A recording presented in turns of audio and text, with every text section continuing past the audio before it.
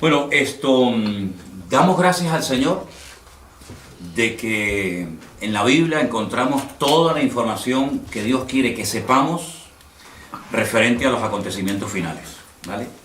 Yo tengo encima de la mesa, me gustaría que me fueran, por ejemplo, pásame.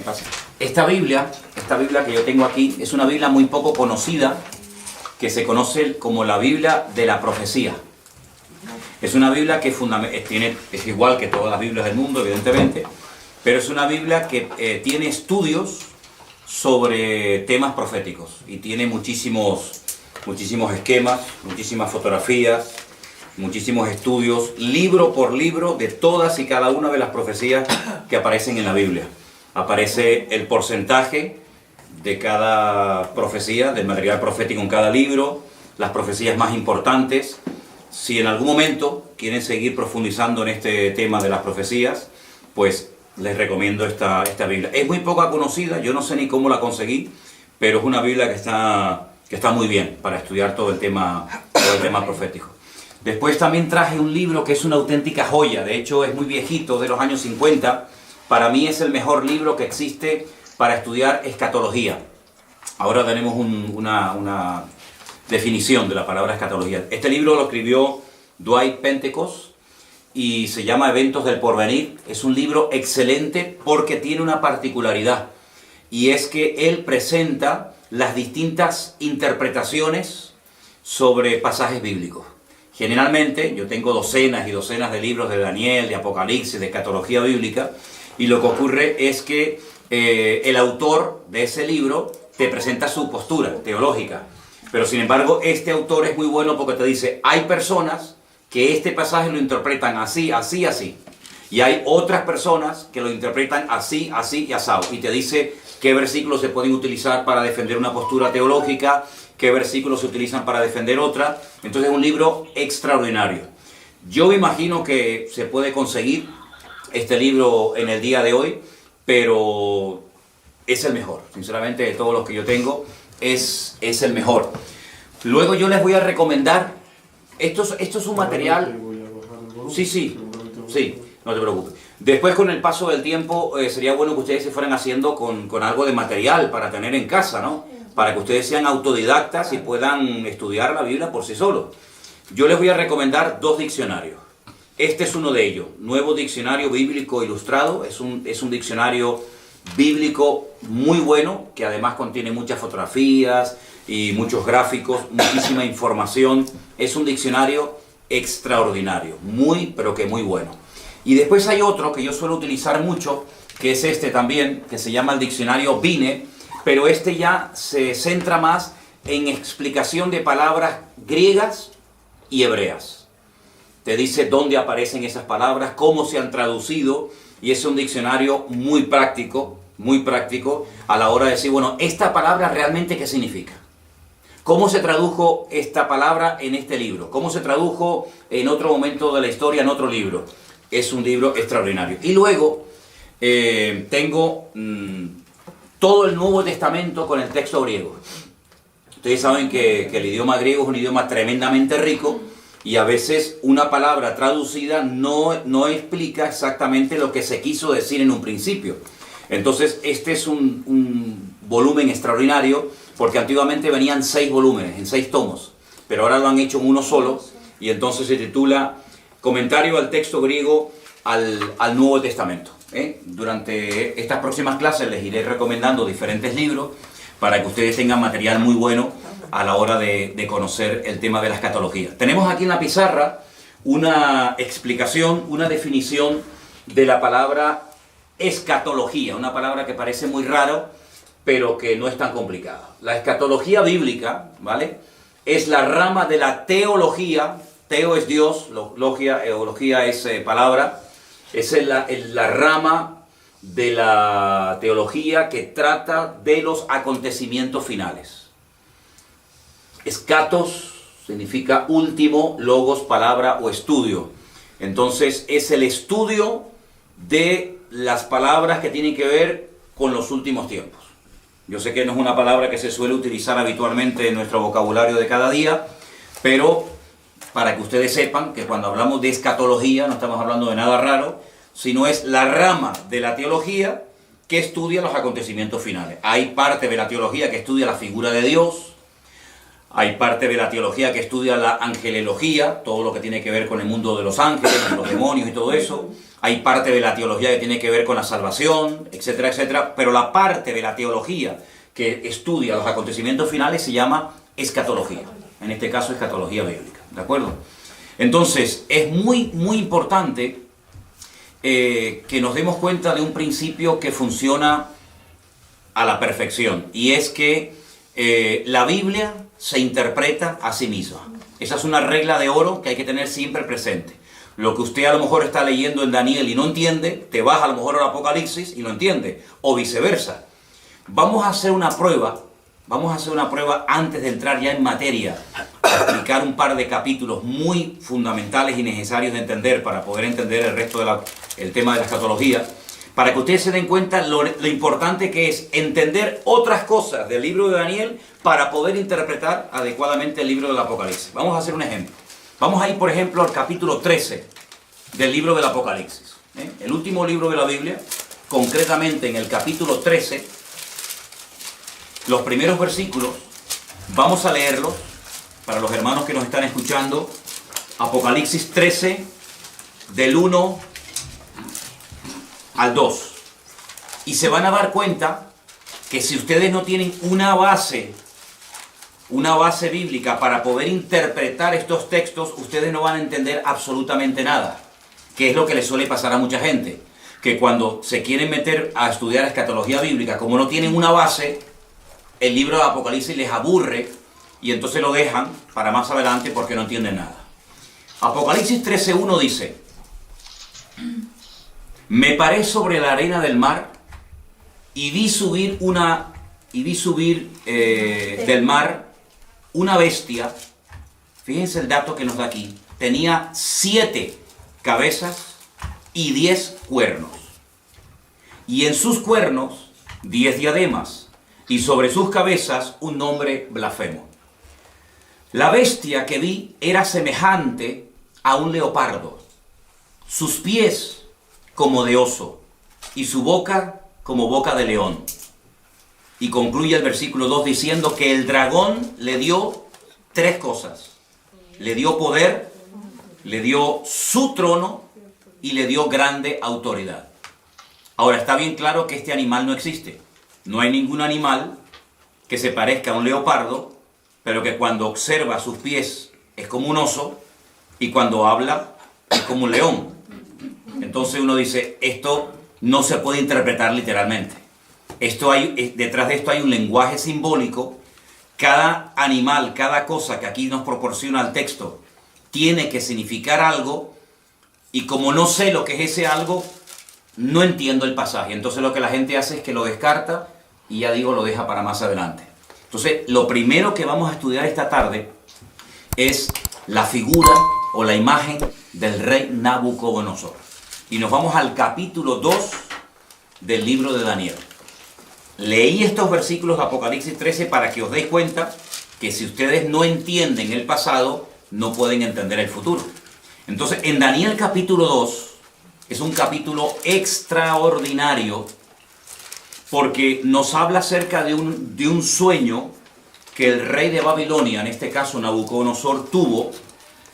Y entonces él dice que él quería saber su interpretación. Pero cuando él se reúne con todos los magos, sátrapas y adivinos de su corte, él les dice algo. Quiero que ustedes me interpreten el sueño que he tenido. Quiero saber lo que significa. Pero lo primero que quiero es que me digan qué fue lo que soñé.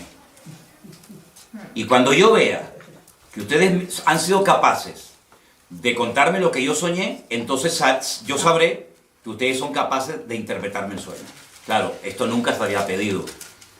Las personas que estaban a su alrededor en la corte le dijeron, pero rey, ¿cómo te vamos a interpretar el sueño si no nos lo cuentas?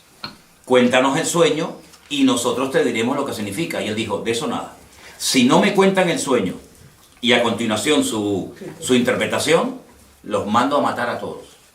Daniel, que vivía en el palacio del rey Nabucodonosor, pidió tiempo. Dijo, bueno, dame tiempo, vamos a orar, a ver si el Señor me quiere interpretar o me quiere dar la interpretación y a continuación también el sueño que has tenido. Vamos a Daniel capítulo 2. Después de orar y de buscar al Señor intensamente en oración, el Señor le reveló a Daniel lo que había soñado y lo que significaba ese sueño. Estamos en Daniel capítulo 2, versículo 27. Daniel capítulo 2, versículo 27. El misterio que el rey demanda, ni sabios, ni astrólogos, ni magos, ni adivinos lo pueden revelar al rey. Así de claro. Esto es imposible. Porque jamás en la historia había ocurrido que un rey quiere que le cuenten primeramente el sueño y después la interpretación. Pero hay un Dios en los cielos, el cual revela los misterios, y él le ha hecho saber al rey Nabucodonosor lo que ha de acontecer en los postreros días. He aquí tu sueño y las visiones que has tenido en tu cama. Versículo 29. Estando tú, oh rey, en tu cama, te vinieron pensamientos por saber lo que había de ser en lo porvenir. Y el que revela los misterios te mostró lo que ha de ser.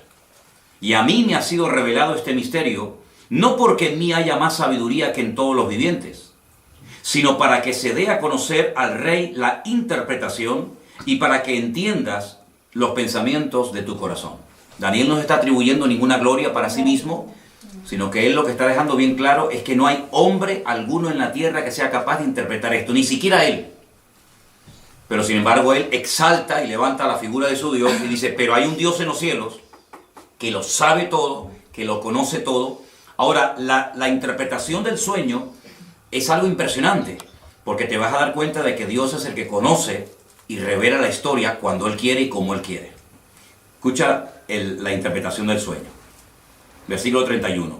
Tú, oh rey, veías y aquí una gran imagen, esta imagen que era muy grande y cuya gloria era muy sublime, estaba en pie delante de ti, y su aspecto era terrible.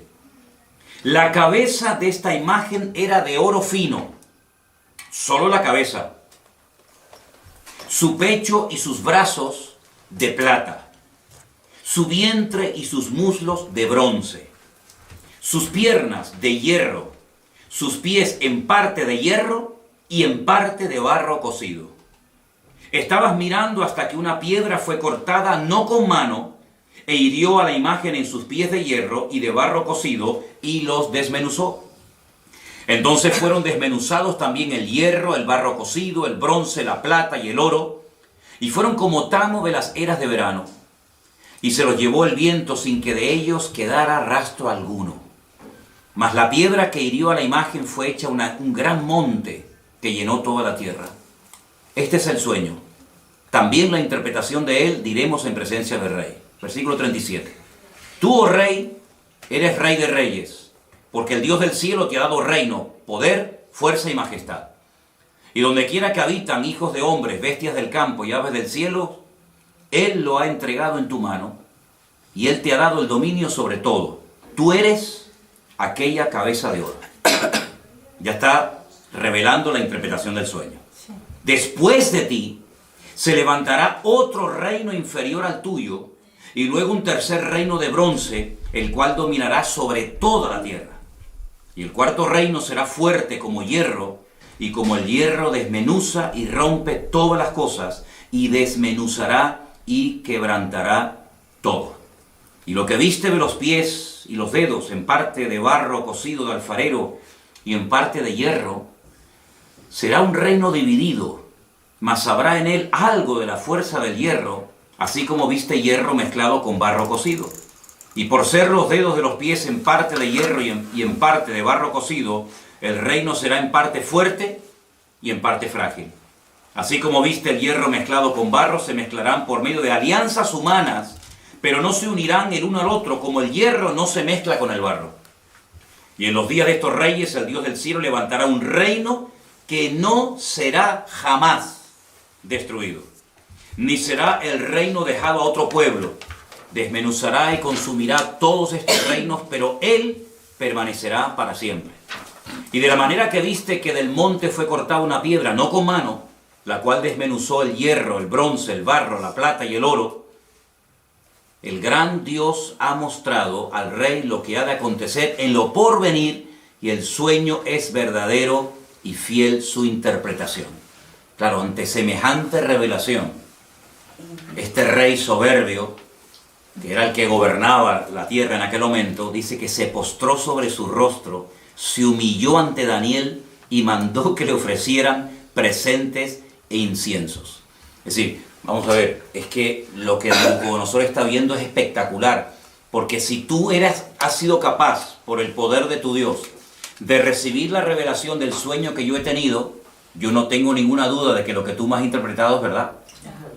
Es decir, la credibilidad que tú tienes a la hora de interpretarme el sueño, te la da el hecho de que primero me has contado el sueño. Y esto es algo realmente descomunal. Ahora, tenemos aquí, lo íbamos a poner en la pantalla, pero nos falló a última hora el proyector. Tenemos aquí una imagen muy interesante de lo que soñó el rey Nabucodonosor. Ustedes pueden comprobar aquí la imagen, que está compuesta por 4 materiales diferentes. Tenemos la cabeza de oro, el pecho y los brazos de plata, el vientre y los muslos de bronce. Fíjense que va de mayor categoría a inferior, y las piernas de hierro y los pies mezclados hierro y barro. Aquí, a este lado, tienen ustedes el nombre del imperio que representa o simboliza cada uno de estos materiales. El oro, recuerden esto, representa el imperio babilónico, que duró desde el 607 hasta el 539 antes de Cristo. Ese reino lo conoció Daniel, porque era el reino en el cual él vivía en aquel tiempo. Este fue el reino que atacó Jerusalén, que destruyó el templo, que se llevó cautivos a miles y a miles de personas, uno de ellos Daniel, ¿verdad? Y ese fue el reino que estaba en ese momento gobernando el mundo. Pero la profecía o la interpretación del sueño profético decía que cuando este reino cayera, porque no era un rey eterno, se levantaría otro reino. Y fíjense que como tiene 2 brazos, nos habla acerca de 2 naciones diferentes: los medos persas. Y este reino fue desde el 539 hasta el 531 después de Cristo. Los medos persas. Los persas hoy en día siguen existiendo bajo el nombre de Irán. Los iraníes son persas. Y los medos no tienen tierra y serían hoy en día los famosos kurdos. Los kurdos, los que están siempre tratando de reclamar un trocito de tierra para ellos. Y esto, cuando tú miras atrás, claro, para Daniel esto era profético, esto no se había dado. Esto era, bueno, vamos a ver si esto es verdad. Pero tú sabes perfectamente que cuando miras atrás, no solamente porque la Biblia lo dice, sino porque la historia secular lo corrobora, efectivamente. Todo el mundo sabe que después de la caída del imperio babilónico, se levantaron y gobernaron muchas naciones de la tierra durante mucho tiempo, los medos persas. Pero ese imperio, que también lo conoció Daniel, pues cayó y se levantó un tercer imperio que lógicamente ya Daniel no pudo conocer, porque si no, este hombre ¿cuántos años va a tener? ¿Ve?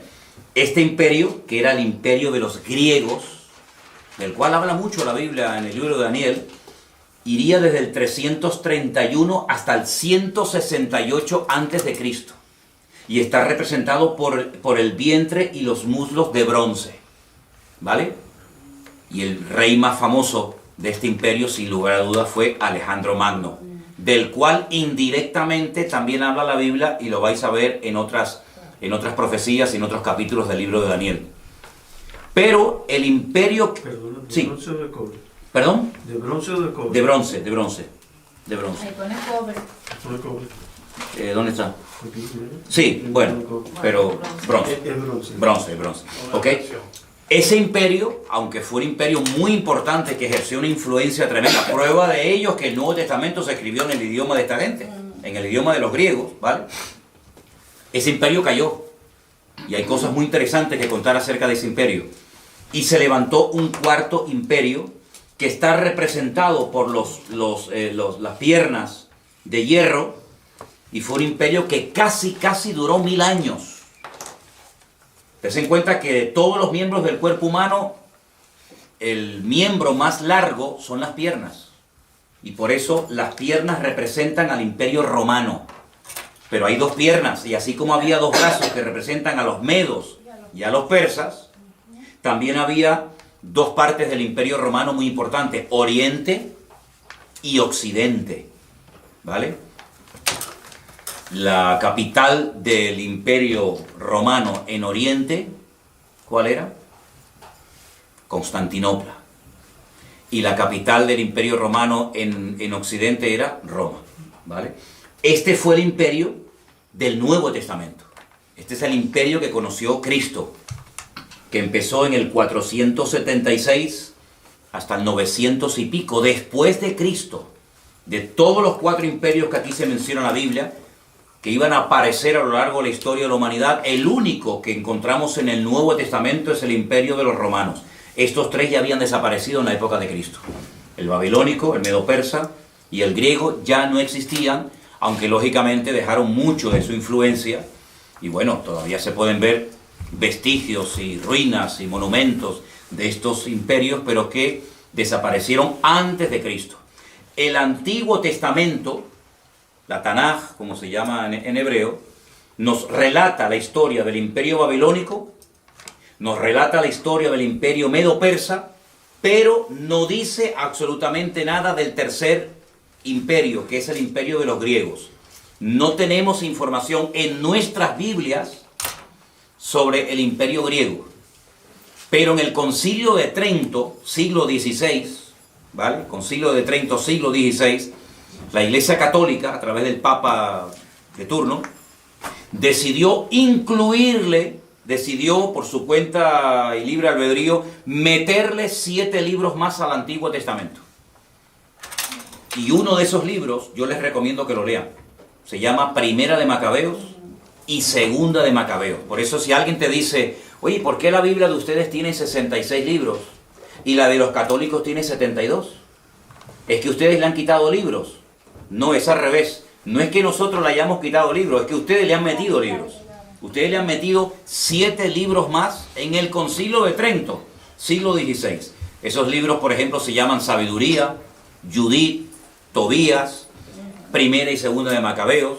Y esos libros de Primera y Segunda de Macabeos son la historia, son la historia de la influencia del Imperio griego durante el tiempo que se dividió el Imperio griego. Cuando Alejandro Magno se muere, pues se divide en 4, que ya hablaremos en su momento acerca de eso, y entonces el Antiguo Testamento termina contándonos la historia de los medos persas, pero claro, si tú estás estudiando esta profecía, tú dices, bueno, pero ¿y entonces los griegos? Es que el Antiguo Testamento no termina contándote la historia de los griegos.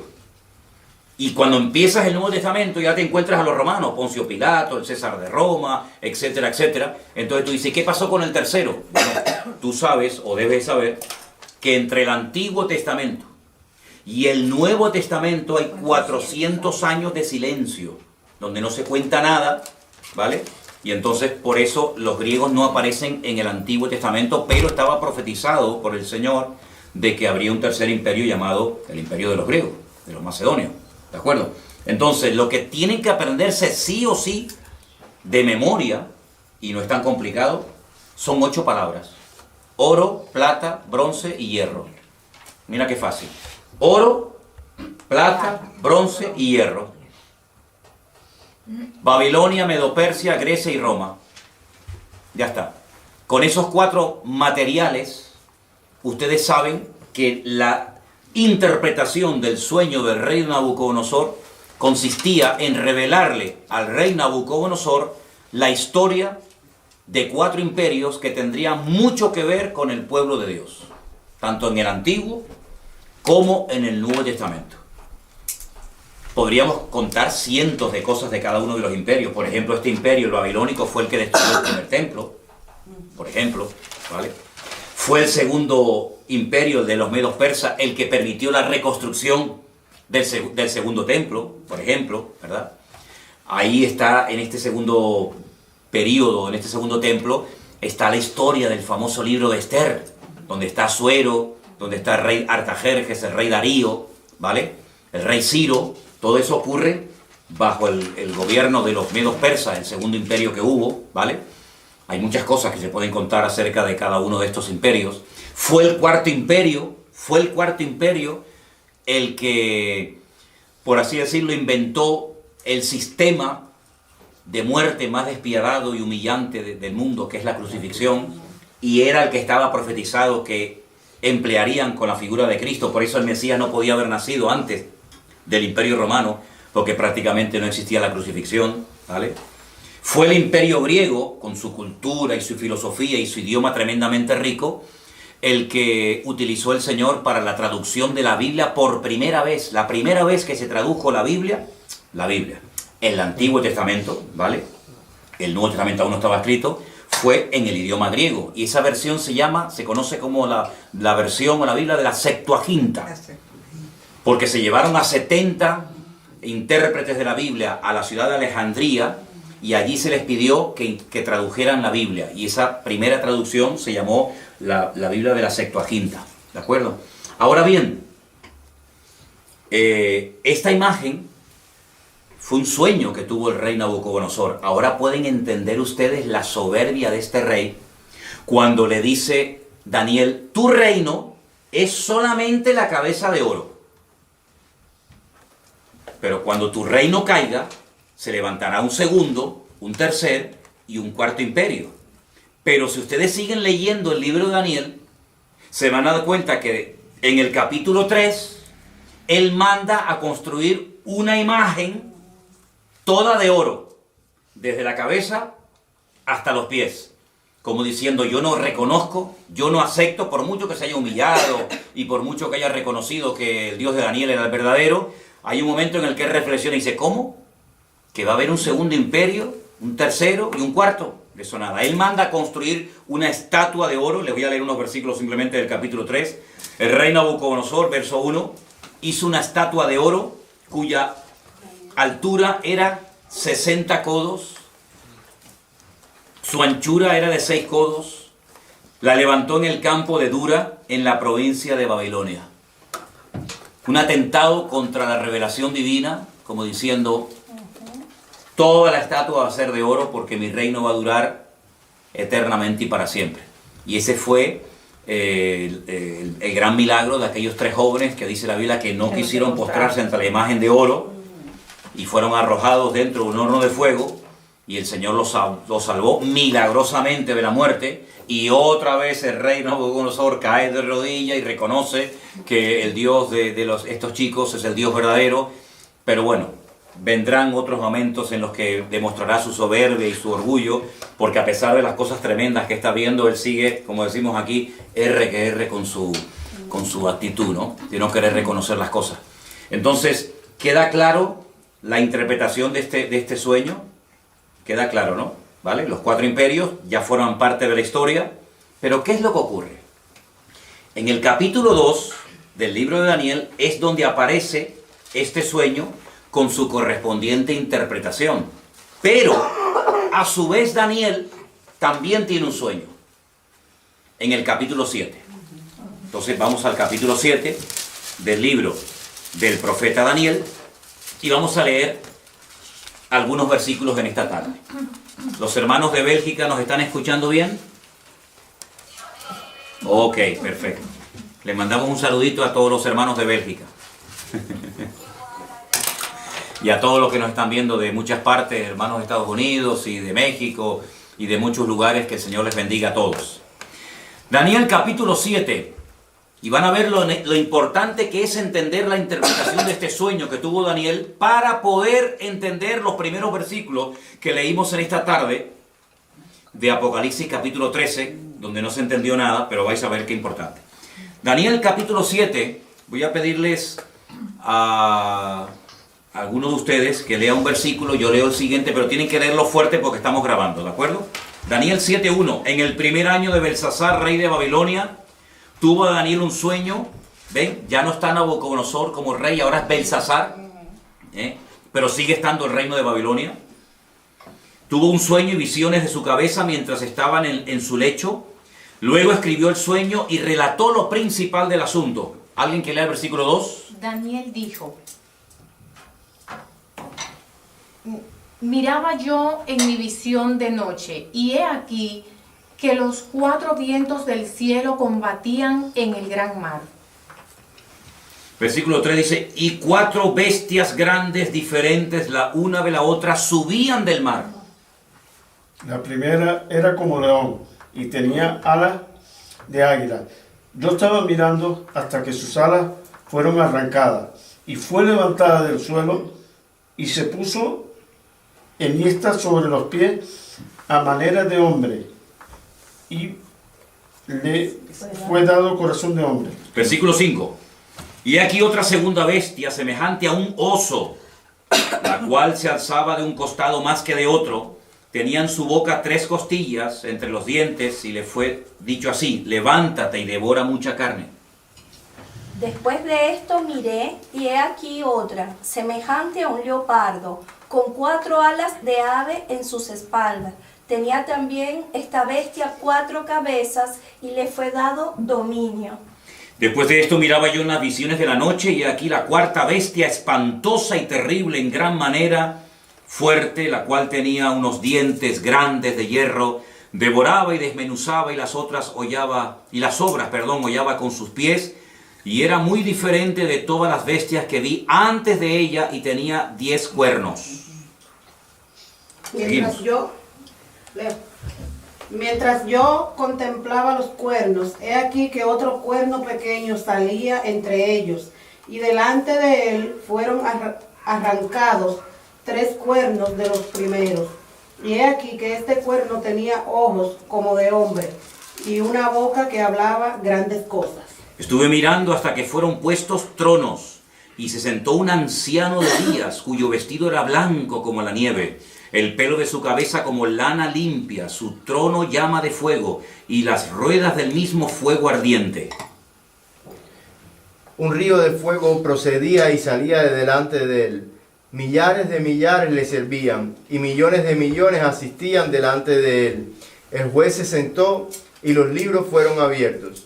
Yo entonces miraba a causa del sonido de las grandes palabras que hablaba el cuerno, miraba hasta que mataron a la bestia, y su cuerpo fue destrozado y entregado para ser quemado en el fuego.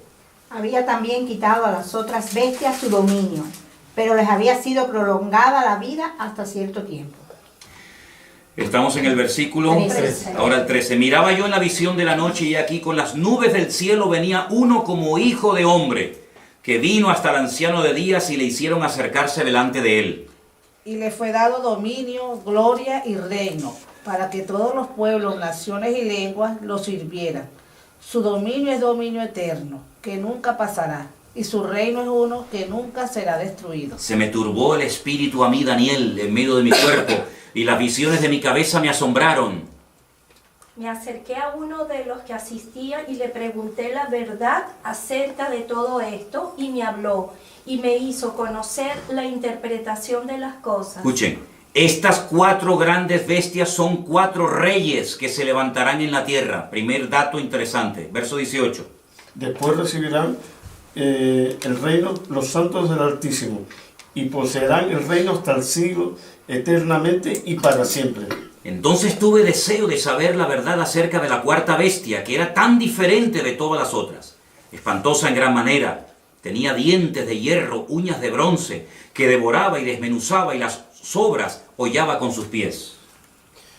Asimismo, acerca de los 10 cuernos que tenía en su cabeza, y del otro que le había salido, delante del cual habían caído 3, y este mismo cuerno tenía ojos y boca que hablaba grandes cosas, y parecía más grande que sus compañeros. Y veía yo que este cuerno hacía guerra contra los santos y los vencía. Hasta que el anciano vino y se hizo justicia a los santos del Altísimo. Y llegó el tiempo y los santos recibieron el reino. Podríamos seguir leyendo todo el resto del capítulo, que no tiene desperdicio, y creo que es bueno que lo leamos, porque lo que más le llamó la atención a Daniel fue la 4ª bestia, sobre todo, ¿no? Dice que la 4ª bestia será un 4º reino en la tierra, el cual será diferente de todos los otros reinos, y a toda la tierra devorará, trillará y desmenuzará. Despedazará, perdón. Y los 10 cuernos significan que de aquel reino se levantarán 10 reyes, y tras ellos se levantará otro, el cual será diferente de los primeros, y 3 reyes derribará. Y hablará palabras contra el Altísimo, y a los santos del Altísimo quebrantará, y pensará en cambiar los tiempos y la ley, y serán entregados en su mano hasta tiempo, tiempos y medio tiempo. Pero se sentará el juez y le quitarán su dominio para que sea destruido y arruinado hasta el fin. Y que el reino y el dominio y la majestad de los reinos debajo de todo el cielo sea dado al pueblo de los santos del Altísimo, cuyo reino es reino eterno, y todos los dominios le servirán y le obedecerán. Aquí fue el fin de sus palabras. En cuanto a mí, Daniel, mis pensamientos me turbaron y mi rostro se demudó, pero guardé el asunto en mi corazón. Tremendo las visiones y los sueños que esta gente tenía, ¿verdad? Ya el primer sueño del rey Nabucodonosor quedó interpretado. Ahora vamos a interpretar, vamos a decir qué es lo que significan estas 4 bestias que ustedes tienen aquí en la imagen. No sé si se verán bien, porque depende de donde estén sentados, se ve mejor o peor. Primer animal que vio Daniel, un león con alas. Un león con alas. Segundo animal que ve, un oso con 3 costillas en la boca y dice que está apoyado sobre una pierna más que de otro. Luego, ahí hay una falta de estabilidad tremenda. Tercer animal que ve, un leopardo con 4 cabezas. Y la cuarta bestia que ve, una cabeza, 10 cuernos, terrible, espantosa, destructiva, sin piedad, sin misericordia, y fue algo que le espantó tanto a Daniel que él más que nada quería saber qué significaba, qué representaba la cuarta bestia. Ahora, la interpretación de qué representan estos animales es exactamente la misma que la interpretación del capítulo 2 de Daniel. La cabeza de oro representa o representaba a Babilonia, ¿sí o no? Sí. Al lado de la cabeza pongan el león con alas, representa también a Babilonia. Es lo mismo. Lo que pasa que Daniel, como siervo de Dios, ve la ferocidad de los reinos, mientras que, digamos que Nabucodonosor, como rey, lo que ve es la grandeza de los reinos, el oro, la plata, etcétera, etcétera, ¿no? Lo rápido que atacaba ese imperio está representado por las alas del león, ¿verdad? El oso representa a los medos persas, exactamente igual. Uno de los dos era más fuerte que el otro. Los persas eran más fuertes que los medos. Y por eso está apoyado sobre una pata más que de otra. Las 3 costillas que lleva en la boca representan 3 naciones, que le voy a decir qué naciones representan. Tengo aquí otra Biblia. Apunten que esas 3 costillas en la boca representan a Babilonia, Lidia y Egipto. Babilonia, Lidia y Egipto. Lidia. Lidia. Hay un lugar que se llama Lidia, no Lidia. Y Egipto. Y Egipto.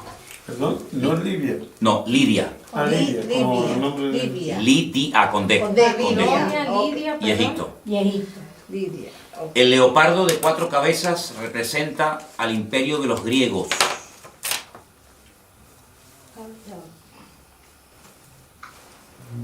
El imperio de los griegos. Tengo que ponerle aquí al móvil batería, porque si no, no me voy a quedar sin batería. Un dato que les quiero dar, y apúntelo porque es muy importante tener en cuenta a la hora de querer interpretar correctamente la profecía. Las cabezas son imperios y los cuernos son naciones. Eso es un dato muy importante que tienen que tener en cuenta si quieren interpretar lo que es el tema profético. Las cabezas siempre son reinos y los cuernos, naciones. Naciones o pueblos. ¿Vale? ¿Ok? Y la cuarta bestia representa a Roma, el imperio romano. La de los 10 cuernos. 10 cuernos, pero una cabeza. Una cabeza, exacto. Esa misma bestia la van a ver en el Apocalipsis con los 10 cuernos, pero con 7 cabezas, en vez de con una. ¿Vale? Ya explicaremos por qué. Representa a Roma. A Roma. Pero no se olviden que la Biblia dice que de esa bestia, o de ese territorio que ocupó esa bestia de Roma, saldrán 10 cuernos, 10 naciones.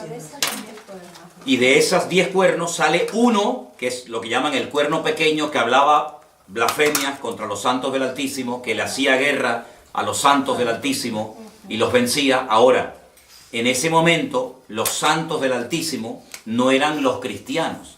La iglesia ni existía. La iglesia ni había nacido. Estamos cientos de años antes de Cristo, ¿vale? Por lo tanto, está haciendo una referencia directa a los ataques que recibirían los santos en aquel momento, que era el pueblo de Israel, ¿vale? Para saber ubicar cada cosa en su sitio. Entonces tenemos que el oro y el león con alas es Babilonia. Es lo mismo, Sí. pero visto desde 2 puntos de vista diferentes. Uno como estadista, que es lo que era el rey Nabucodonosor, otro como profeta. El leopardo, perdón, el oso es medo-persa, exactamente igual que la plata. Ajá. La plata del pecho y lo de los brazos. El bronce, que representa a los griegos, está representado por el leopardo de 4 cabezas. ¿Por qué? Porque cuando muere Alejandro Magno, su imperio se divide en 4. Apunten estos 4 nombres, son un nombre un poquito raro, pero es bueno que los anoten. Lisimaco, Seleuco, Ptolomeo y Casandro. Lisimaco, repito, sí, voy despacio, perdón. Lisimaco, me hacen así los hermanos, me hacen así. Lisimaco, Seleuco, Ptolomeo y Casandro. ¿Eso qué era? Eso eran los 4 generales que se repartieron el territorio que le perteneció a Alejandro Magno, que muere a la edad de 30 años cuando él intenta reconstruir la ciudad de Babilonia. ¿Ok? ¿Puedes repetir el tercero? A ver, Ptolomeo. Ptolomeo, Casandro, Seleuco, No, Silima. Silimaco, sí, pero Ptolomeo, Casandro, Seleuco y Lisimaco.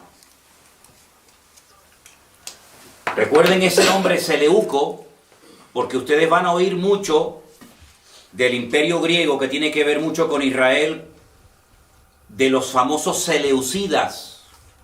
Los seleucidas, cuando ustedes vayan a leer en la Biblia católica esos libros de historia de Israel que le añadieron, como dije antes, en el siglo XVI, Concilio de Trento, al Antiguo Testamento, ustedes van a encontrar un personaje terrible, llamado Antíoco Epifanes. Ese era un seleucida, porque el imperio romano se dividió en 4 y la parte que a él le correspondió era la parte que conocemos hoy en día como Israel. Y este es el que coge un cerdo y lo sacrifica en el altar en el templo de Jerusalén. Porque podríamos hablar mucho, largo y tendido, acerca de las estrategias de estos 4 imperios. Por ejemplo, el primero destruyó el templo. Él no quería que hubiera ningún templo más que el de ellos. Pero el segundo imperio manda a construir el templo. El tercer imperio no lo destruye, pero lo profana. Y el cuarto imperio lo vuelve a destruir. Entonces son las distintas estrategias de Satanás a lo largo de la historia, de cómo él ataca al pueblo de Dios. Uno lo destruye, a otro intenta que se asimilen a la cultura de los griegos. De hecho, el templo en la época de los griegos se había convertido en una especie de gimnasio, donde tenían sus ídolos y sus estatuas, ¿te dan cuenta? Entonces todo esto es muy interesante que lo sepa. Y la cuarta bestia es nada más y nada menos que Roma, ¿sí? Vamos a ponerles aquí a los hermanos para que sigan viendo el estudio, ¿ok? De acuerdo. Les voy a poner aquí una imagen. Aquí tienen ustedes, por ejemplo, ¿ves? Al oso, ¿veis? El oso con las 3 costillas en la boca representa a los medos persas, ¿sí? Vamos Vamos a ver si puedo ponerles otras imágenes, porque a veces, como dice el refrán, una imagen vale más que 1000 palabras, ¿no? Tenemos, por ejemplo, miren esta imagen de este... Aquí tenemos el león. El león con las alas. ¿Quién era el león con las alas? Babilonia. Ahí lo tenemos. Bueno, en algunos lugares, aquí en Santa Cruz, hay edificios que en lo alto tienen un león con alas. De hecho, hay una compañía de seguros. Hay una compañía de seguros que su símbolo es el león con alas. Y hay edificios de los antiguos masones en Santa Cruz de Tenerife que aparecen en las fachadas y en las azoteas leones con alas, porque se identifican con el imperio de Babilonia. La palabra Babilonia viene de Babel, que significa confusión. Esa famosa torre de Babel, allí se estaba construyendo.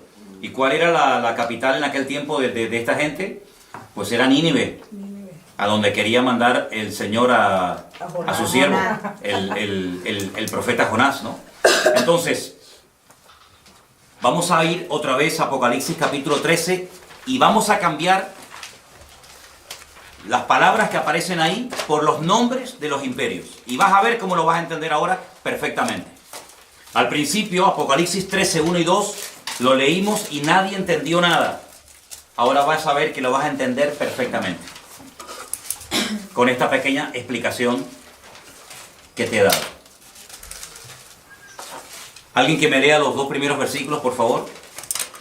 Me paré sobre la arena del mar y vi subir del mar una bestia que tenía 7 cabezas y 10 cuernos, y en sus cuernos 10 diademas y sobre sus cabezas un nombre blasfemo. Ok, ahora vamos a sustituir el nombre de los animales por los imperios que representan.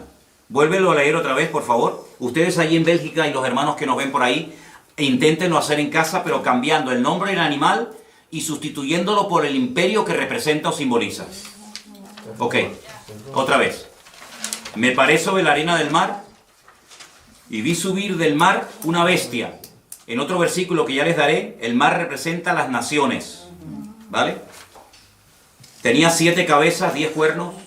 En sus cuernos 10 diademas, sobre sus cabezas un nombre blasfemo. Y la bestia que vi era semejante a... Un leopardo. ¿Y quién es el leopardo? El imperio griego. Griego. La bestia que vi era semejante, se parecía a un griego. Sus pies, es decir, la forma como se movía, la forma como actuaba, era como de un persa, de un medo persa. Y la forma como hablaba o se comunicaba o se expresaba como un babilónico. Entonces hay una mezcla, porque ven que el león es Babilonia, el leopardo es Grecia, el oso son los medos persas y la bestia es Roma. Pero ahora ya no es un animal el que representa un imperio, sino que ahora es una mezcla, lo que representa a esta última bestia, y esta bestia de la cual se está hablando aquí en Apocalipsis 13, es el anticristo. En Apocalipsis capítulo 13, ya lo estudiaremos en su momento, se habla de 2 personajes.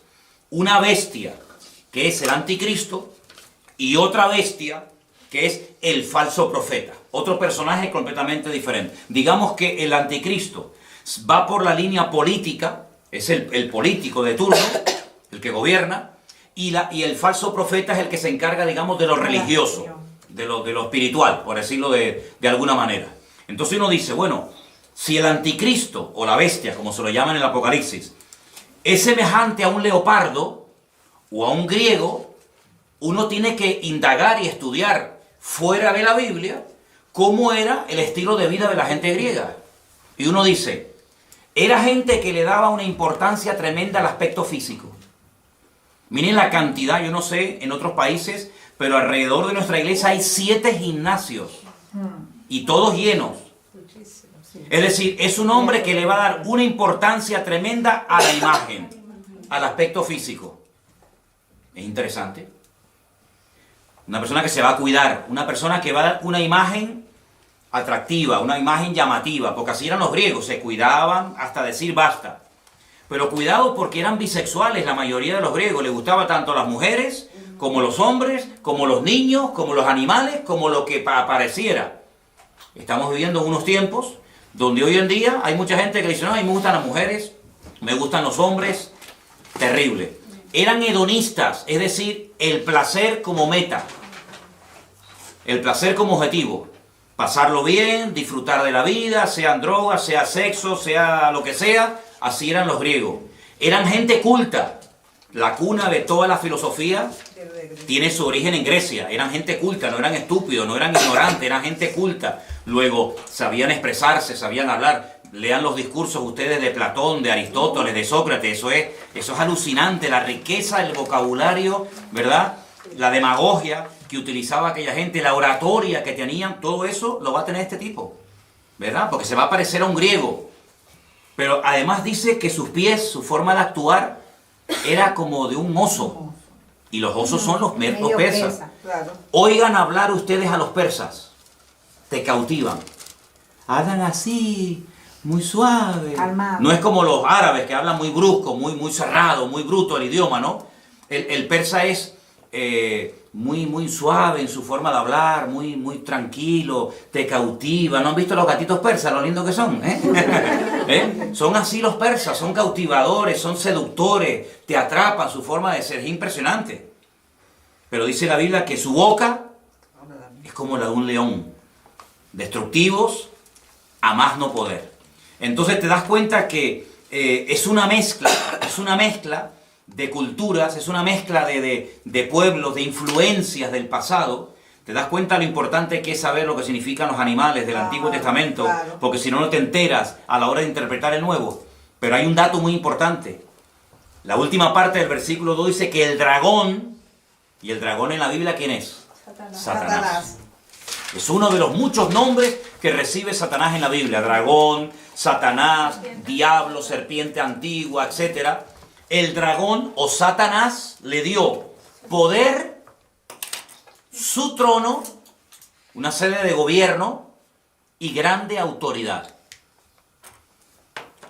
Sería interesante preguntarnos dónde está la sede de gobierno mundial, o por lo menos europea, de Satanás hoy en día.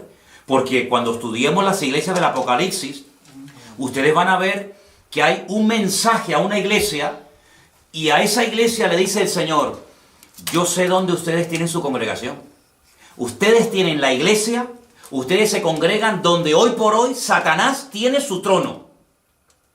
Pero Satanás no tiene hoy en día su trono allí. Entonces tú te vas a dar cuenta de que las naciones que se van a unir en los últimos tiempos para apoyar al anticristo son naciones que surgen del antiguo territorio del Imperio Romano. Y entonces uno tiene que estudiar la historia y preguntarse, ¿y los romanos qué parte del mundo conquistaron? ¿América? No. ¿Oceanía? Tampoco. Los romanos conquistaron toda Europa, todo el norte de África y Oriente Medio.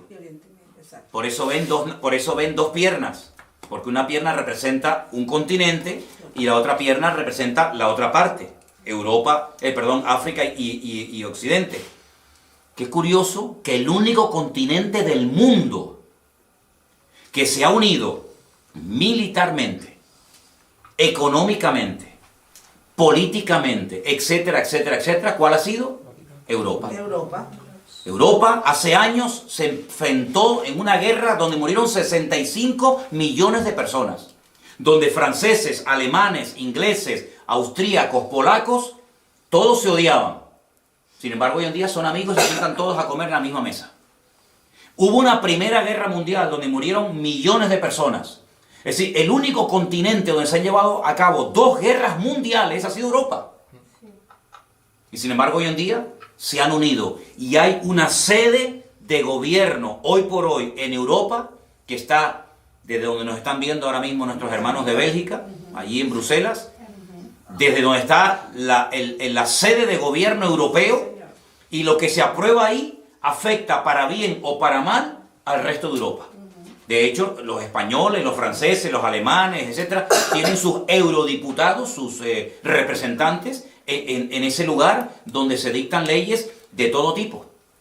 Entonces se dan cuenta de que lo que antes era un sueño o algo imposible, que incluso tuviéramos una moneda en común, los alemanes, los franceses, los italianos, los belgas, los portugueses, los griegos, etcétera, hoy en día es una realidad, ¿verdad? El euro, Europa, hasta nuestro nombre, hasta el nombre de nuestro continente tiene nombre de mitología griega. Estudien, vean, yo no lo voy a decir, pero estudien ustedes, indaguen quién fue Europa. ¿Quién fue Europa? ¿De dónde viene el nombre Europa? Era parte de la mitología de la historia griega. Entonces se dan cuenta que el imperio griego ha caído, pero la influencia griega sigue estando hoy en día, vamos, entre nosotros de una forma tremenda, tremenda. Entonces, por una parte uno ve gente muy culta, pero por otra parte ve a esa gente tan culta que son después unos auténticos salvajes y unos auténticos liberales, porque va a haber una mezcla de cultura, de salvajismo, de religiosidad, de espiritualidad. Ah, y una cosa, los griegos eran muy religiosos.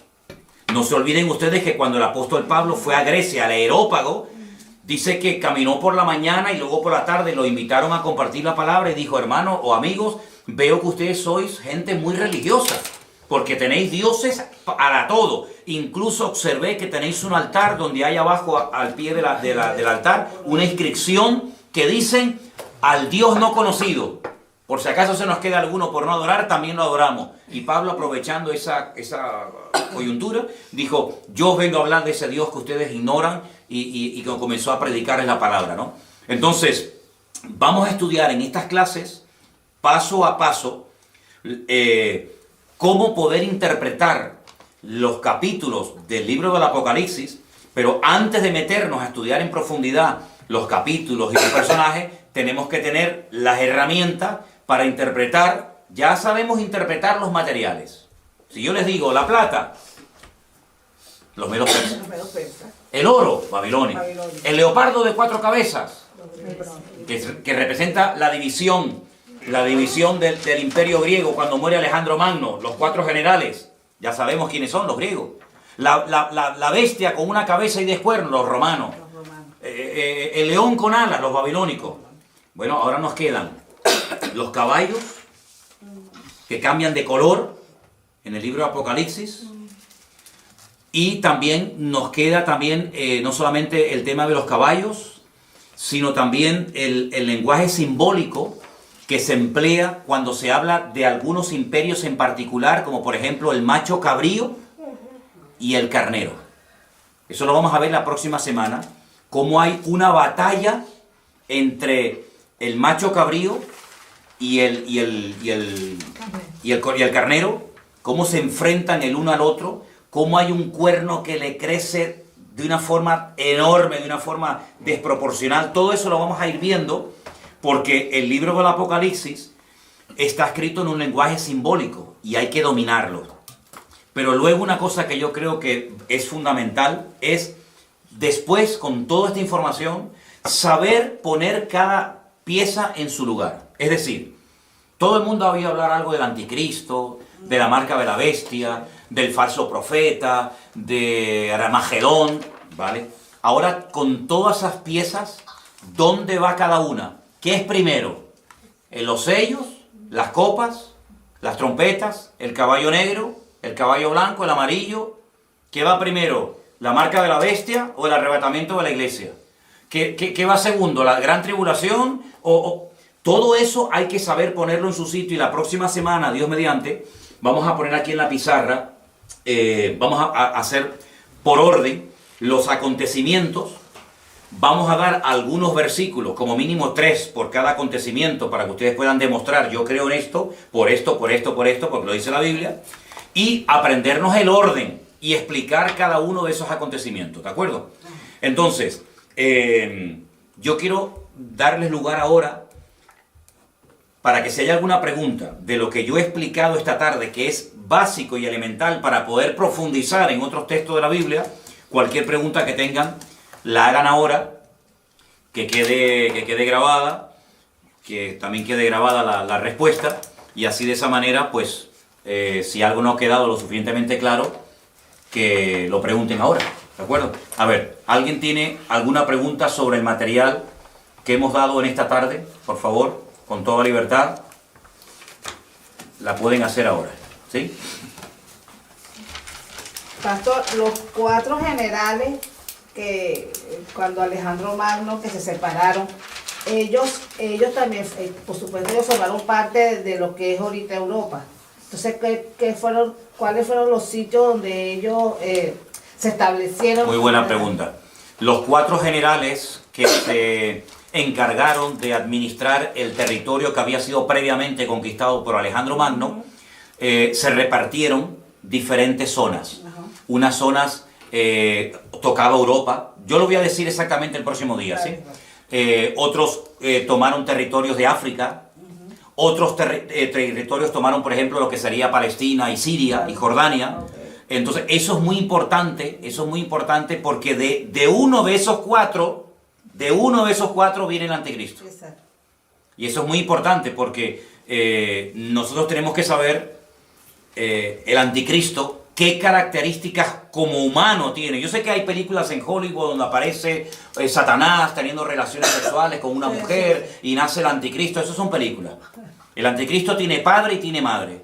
El anticristo es un político de carne y hueso que se dará a conocer, que tendrá un poder tremendo, una influencia tremenda a nivel mundial, que tendrá apoyo militar, apoyo económico, apoyo político de muchas naciones y que va a llevar en un principio a muchas naciones, digamos, a la prosperidad, a la abundancia, etcétera, pero que al final quebrantará todos los pactos y acuerdos y convenios que previamente había firmado y establecido, incluido uno con el pueblo de Israel, ¿verdad? Les traicionará y entonces se volverá el peor gobernante de todos los tiempos, con matanzas y con guerras y con injusticias tremendas, ¿no? Pero muy importante la pregunta que tú has hecho, porque tenemos que saber esos 4 generales qué territorio dominaban. Por eso dije antes los famosos seleucidas, Sí. los seleucidas, la famosa guerra de los asmoneos, la famosa guerra de los macabeos. La palabra macab significa en hebreo martillo. Los macabeos eran los que golpeaban, los que intentaban golpear y destruir al imperio de los griegos, que por un tiempo lo consiguieron, cuando volvieron a consagrar el templo de Jerusalén. De ahí viene la famosa fiesta de Hanukkah y todo eso, que ya lo explicaremos en su momento. Pero la próxima semana te digo exactamente el territorio que ocuparon, ¿de acuerdo? Vale. ¿Alguna pregunta que ustedes quieren hacer? O los que están viendo en directo quieren hacer alguna pregunta sobre la clase de hoy. Quiero que quede bien clara la interpretación, la explicación de Daniel 2 y Daniel 7. Por hoy, con eso, nos podemos dar por satisfechos. Y ya la próxima semana, si Dios quiere, estudiaremos las otras partes. Ahora, finalmente quiero mostrarles esta imagen, que ya es una mezcla de los diferentes imperios que ustedes ya conocen. Aquí está la bestia con los 10 cuernos. Ven que tiene algo del oso, ven que tiene algo del leopardo, ven que tiene algo del león. Es una forma simbólica de describir la naturaleza y la esencia de este personaje siniestro llamado el anticristo. ¿Vale? A través de figuras de animales te dice cómo es esta persona. ¿Vale? Dime. Sí, o sea, eso es el anticristo. Esto es simplemente una imagen, una representación de cómo va a ser. El anticristo es un ser humano. Con nombre, apellido, con pasaporte, con huellas digitales, con padre, con madre, todo. Lo que pasa, ¿cómo describir a ese personaje? ¿Cómo podemos describir su forma de actuar, su forma de pensar, su forma de reaccionar? Bueno, pues a través de aquellos animales que en el Antiguo Testamento representaban imperios que existieron, y entonces se hace una especie de mezcla de esos animales para describir cómo es su naturaleza como persona. ¿Sí? ¿Quedó claro? ¿Sí? ¿Ok? ¿Alguna pregunta más? La otra bestia y el dragón irán por separado, pero tendrán estarán interconexionados con, Totalmente. con la misma... Sí, la primera bestia del Apocalipsis 13, que surge del mar, dice en el versículo 1, vi subir del mar una bestia, y la describe. La otra, la del versículo 11, dice, después vi otra bestia que subía de la tierra, y tenía cuernos semejantes a los de un cordero, pero hablaba como un dragón. Son 2 bestias diferentes, pero están, vamos, totalmente unidas. vinculadas, se apoyan mutuamente, porque dice que esta bestia, el falso profeta, como se le llama, hace que adoren y que sigan a la primera bestia, pero lo curioso es que después la primera bestia destruye a la segunda bestia. Primero se apoyan y luego se matan entre ellos, que es lo que muchas veces hemos visto. Los cananeos, aquellas 7 naciones de Canaán, eran los filisteos, los amorreos, en fin, todas las naciones se odiaban, se mataban entre ellos, pero cuando tenían un enemigo en común, se unían para hacer fuerza, para pelear contra Israel, pero luego después entre ellos se mataban, y entre ellos se odiaban, ¿no? Como por ejemplo pasa hoy en día en el mundo árabe, que se odian entre ellos, se matan entre ellos, pero luego cuando tienen que pelear con un enemigo más poderoso que ellos, se unen, pero es como el barro con el hierro, que dice que así como no pega, se quieren unir naciones que tienen un enemigo en común, pero en el fondo no dejan de odiarse, ¿no? Y de matarse el uno al otro, ¿no? Tremendo. ¿Vale? Y por ejemplo, sí. En este caso, ahora se va a firmar el 14 de mayo, que se cumple justamente el tiempo de independencia de creación de Israel, este movimiento ecuménico que se está haciendo con que se quiere firmar ahora en mayo con el Papa, el Vaticano.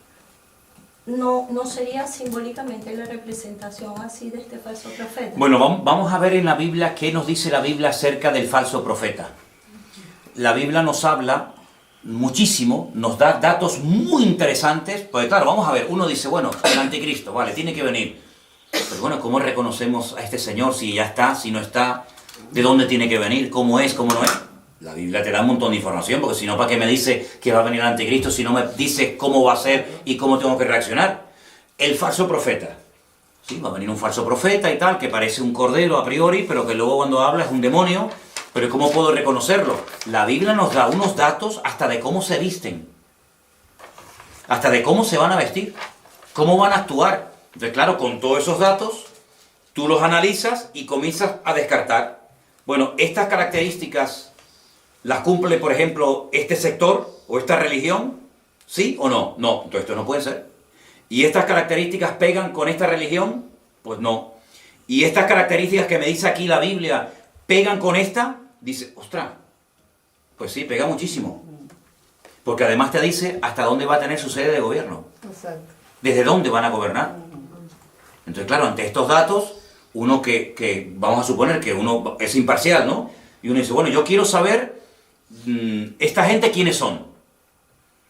Pues tengo que coger a los budistas, tengo que coger a los musulmanes, tengo que coger a los hinduistas, tengo que coger a los católicos, tengo que coger a todo el mundo, y por descarte tengo que ir seleccionando y diciendo, bueno, pues las características que me proporciona la Biblia pegan más con esta gente que con aquellos.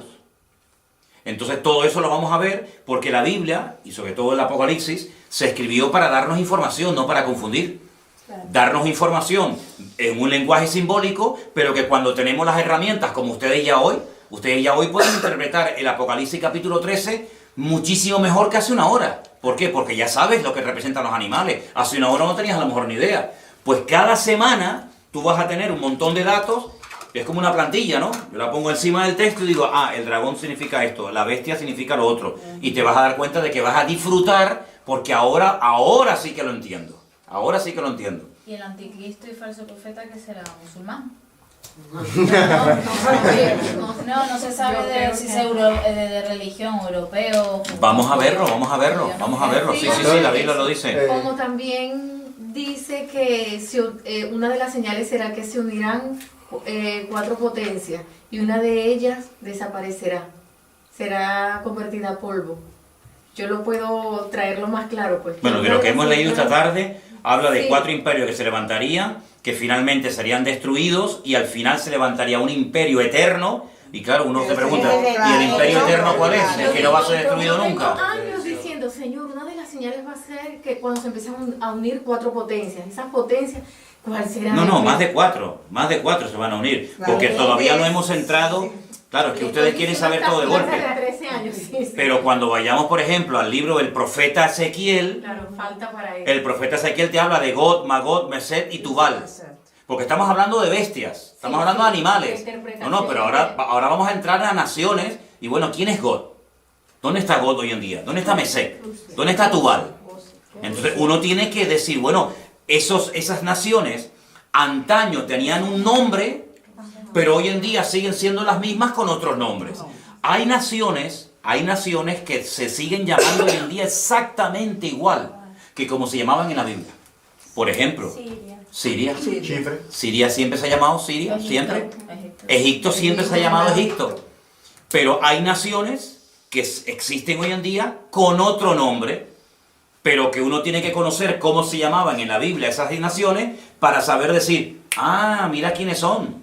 Mira quiénes son. Los famosos ismaelitas. Hoy en día nadie se llama ismaelitas, pero son 10 naciones. El Señor le dijo a Abraham, 10 naciones saldrán de tu hijo Isaac. Perdón, de tu hijo Ismael. ¿Y quiénes son los árabes? Porque después hay un lío con esto. Uno dice, bueno, los árabes, ¿quiénes son los árabes? Que hay mucha gente que no sabe ni quiénes son los árabes. Hay gente que tiene en común el Corán y una religión, pero no son árabes. Por ejemplo, los egipcios no son árabes. O los marroquíes, ¿no? Los egipcios no son árabes. Los iraníes no son árabes. Tú le dices a un iraní que es un árabe y lo estás insultando. Él te dice, yo soy persa. Yo no soy árabe. Pero es que leen el Corán, sí, pero es que ellos son... No, y luego dentro de la misma religión hay ramificaciones que se odian. Están los suníes, están los chiíes. Sí, uno de Arabia Saudí no tiene nada que ver con un iraní, pero el iraní tiene que ir a Arabia Saudita, porque ahí está la Meca. ¿Y Marruecos? Marroquí tampoco. Los marroquíes tienen en común el idioma, pero son bereberes, que también es otra cosa, que también hay que conocer quiénes son los bereberes y todo eso, ¿no? Torco, perdón, como también se dice que el anticristo no vendrá solo, sino que aseguran que va a venir acompañado de un sistema. Sí, bueno, es que hoy ha sido la primera clase, estamos hablando de las bestias, estamos hablando de los cuernos y entonces ya entraremos en detalle sobre todos estos personajes. ¿De acuerdo? Aquí tengo otra fotografía, es que por fotografía le puedo poner miles, ¿no? Otra fotografía también de la bestia, con los cuernitos, no se olviden del famoso cuerno pequeño, voy a ver si la puedo poner un poquito más grande para que la puedan ver. Por favor, repasen los apuntes que hoy han tomado nota, repasen los apuntes. La próxima semana seguiremos estudiando. ¿Les parece bien esta hora? 7 de la tarde los martes. Sí. Okay. Oramos al Señor, somos despedidos. Sé que es mucho material, sé que es mucha información, pero poco a poco, tomen nota que el Señor les dará sabiduría y memoria para retener todo esto. Oramos, hermanos. Te damos muchas gracias, Padre Celestial, por esta primera clase que hemos podido tener. Te pedimos que sea de bendición todos estos estudios cada semana. Gracias por todos los hermanos que, aparte de los que están aquí, van a ver y escuchar estos vídeos, estas enseñanzas. Te pido en el nombre precioso de tu amado Hijo Jesús, que nos des mucha sabiduría y capacidad y memoria para poder retener y memorizar todos estos datos. Y sobre todo, Señor, para estar velando y orando, porque sabemos que estamos en los últimos tiempos y las profecías se están cumpliendo de una forma tremenda. Y queremos, Señor, estar preparados, no distraídos, no despistados, para que aquel día nos sorprenda como ladrón en la noche, sino estar esperándote, Señor, y diciendo como tu siervo Juan, ven pronto, Señor Jesús. Gracias por esta primera clase, te damos gracias por los que la han podido ver y participar de ella, y te rogamos, Señor, que tú traigas bendición y conocimiento a tu pueblo. En el nombre de tu amado Hijo Jesús. Amén. Y amén. Que el Señor les bendiga, hermanos. Nos vemos el próximo martes. Saludos a nuestros queridos hermanos que nos han estado viendo en directo desde Bélgica a través de una llamada de WhatsApp. Que Dios les bendiga. Y a todos los que nos están viendo, que el Señor también les bendiga. Que el Señor les guarde a todos. Bendiciones para todos. Chao, chao, mis hermanos queridos. Chao, chao. Bendiciones.